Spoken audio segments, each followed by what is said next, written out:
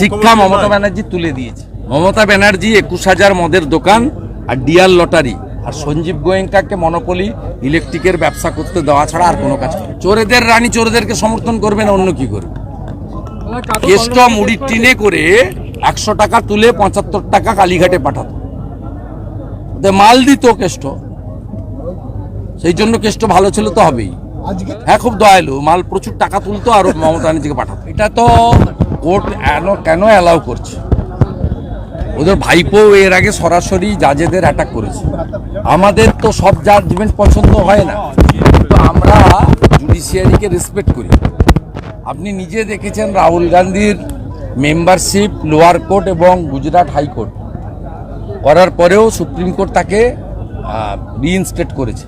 বিজেপির কোনো নেতা উপর থেকে নিচ পর্যন্ত একজনও সুপ্রিম কোর্টের বিরুদ্ধে মন্তব্য করেনি। এই ঔদ্ধত্য, এই অহংকারটা মমতা ব্যানার্জি এবং তার ফ্যামিলির ভাঙা দরকার আছে। আমরা তো খুব আশ্চর্য হয়ে যাচ্ছি যে কেন হায়ার জুডিশিয়ারি এটাকে অ্যালাউ করছে।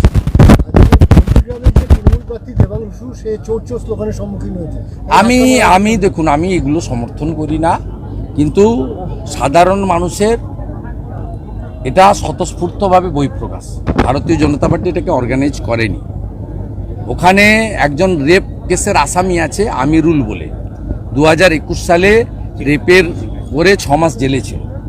সে প্রথমে উস্কানি দিয়েছে, আর সব জায়গায় তো আপনি ঢিল ছুটতে থাকবেন আর আমি রসগোল্লা ছুড়বো, এটা তো সব জায়গায় হয় না। সবাই রসগোল্লা ছুড়বে না, টিট ফর ট্যাট হবেই। আর গত পরশুদিন হাইকোর্টের ডিভিশন বেঞ্চের জাজমেন্টের পরে আপনাকেও মনে মনে বলতে হবে, আপনি সাংবাদিক প্রকাশ্যে বলতে পারবেন না যে তৃণমূল মানে চোর। দাদা, যেরকম ভাবে রায় এসছে তাতে তো দেখা যাচ্ছে পশ্চিমবঙ্গের শিক্ষার ভবিষ্যৎই নষ্ট হয়ে গেছে। এর দায় কি শিক্ষা মমতা ব্যানার্জি তুলে দিয়েছে। মমতা ব্যানার্জি 21,000 মদের দোকান আর ডিয়ার লটারি আর সঞ্জীব গোয়েঙ্কাকে মনোপলি ইলেকট্রিকের ব্যবসা করতে দেওয়া ছাড়া আর কোনো কাজ করে না।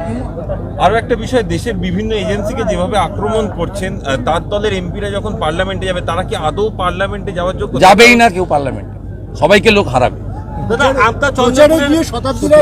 চন্দ্রপুরে 70টি পরিবার বাড়িতে ঢুকতে পারছে না, তার হাইকোর্টের দ্বারস্থ হয়েছিল, হাইকোর্ট রায় দিয়েছে, কিন্তু আমাদের জেলা ইউনিট দেখছে, আমাদের ল সেল দেখছে, আমরা অতি সত্বর ঢোকাবো।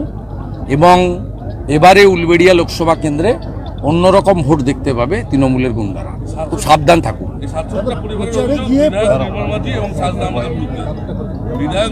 এদের গুন্ডামি ছাড়া, মিথ্যা মামলা করা ছাড়া অন্য কিছু নেই। বেড়ো থানাতে কি হয়েছে আপনি জানেন? আমাদের লোকের মেরে পা ভেঙেছে, আবার আমাদের লোকের নামে কেস করেছে।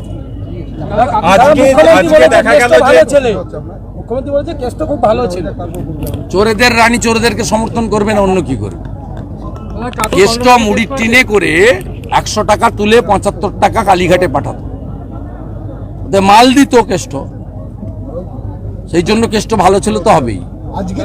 এমন ভালো ছেলে, ওর সিকিউরিটির কাছ থেকে 200 কোটি টাকা সম্পদ উদ্ধার করেছে ইডি। জনগণ দেখছে, এরা বলছে খুব দয়ালু, দয়ালু খুব। হ্যাঁ, খুব দয়ালু, মাল প্রচুর টাকা তুলতো আর মমতা ব্যানার্জিকে পাঠাতো। কাকুর কণ্ঠস্বর ম্যাচ করে গেছে ইডি জানালো আজকে হাইকোর্টে। এবং হাইকোর্টের বিচারপতি অমিত সিনহা, আমার সাহেবের কি হবে?